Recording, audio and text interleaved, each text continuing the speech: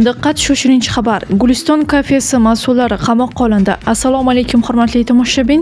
Kanalimizga xush kelibsiz. Yurtimizda va jahonda sodir bo'layotgan eng so'nggi va dolzarb xabarlardan doimo birinchilardan bo'lib xabardor bo'lib turishni xohlasangiz, kanalimizga hoziroq podpisatsiya tugmachalarini bosib, videolarimiz davomida bir dona like tugmachasini bosib qoldirishni unutmang. Noto'g'ri ulangan gaz 3 kishining umriga zomin bo'ldi. Joriy yil 2-dekabr kuni Guliston shahri Taraqqiyot mahallasida faoliyat yuritgan Bek Family Cafe umumiy ovqatlanish shoxobchasida suyultirilgan gaz balloni portlashi oqibatida yuz bergan mudhish hodisadan so'ng korxona mas'ul shaxslariga nisbatan jinoyat ishi ochildi va ular hibsga olindi.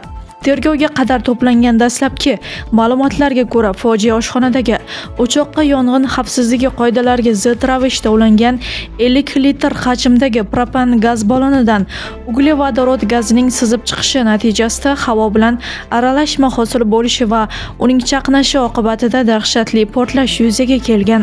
Ushbu portlash oqibatida jami 29 nafar fuqaro har xil darajadagi kuyish jarohatlari olib, shoshilinch tibbiy yordam markaziga yetkazilgan. Afsuski, olingan og'ir tan jarohatlari tufayli 3 nafar fuqaro vafot etgan. Jabrlanuvchilardan 5 nafariga zaruriy tibbiy yordam ko'rsatilib, ahvoli qoniqarli deb topilgach, uyiga javob berildi. Qolgan bemorlarga statsionar sharoitda malakali tibbiy xizmat ko'rsatish davom ettirilmoqda.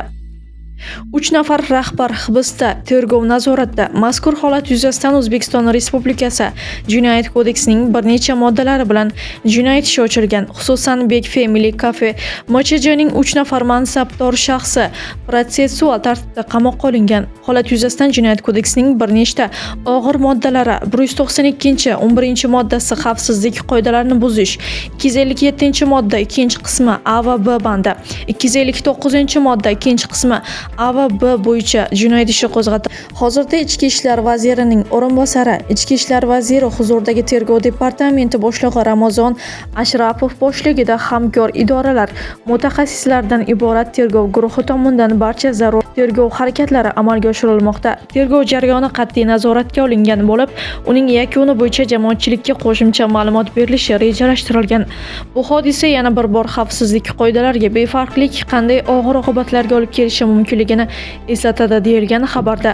Hurmatli tomoshabin, video haqida o'z fikrlaringizni kommentariylarda yozib qoldirishni unutmang. Kanalimizni yo'qotib qo'ymaslik uchun podpisatsiya tugmachalarini ham bosib qo'yishni yodingizdan chiqarmang.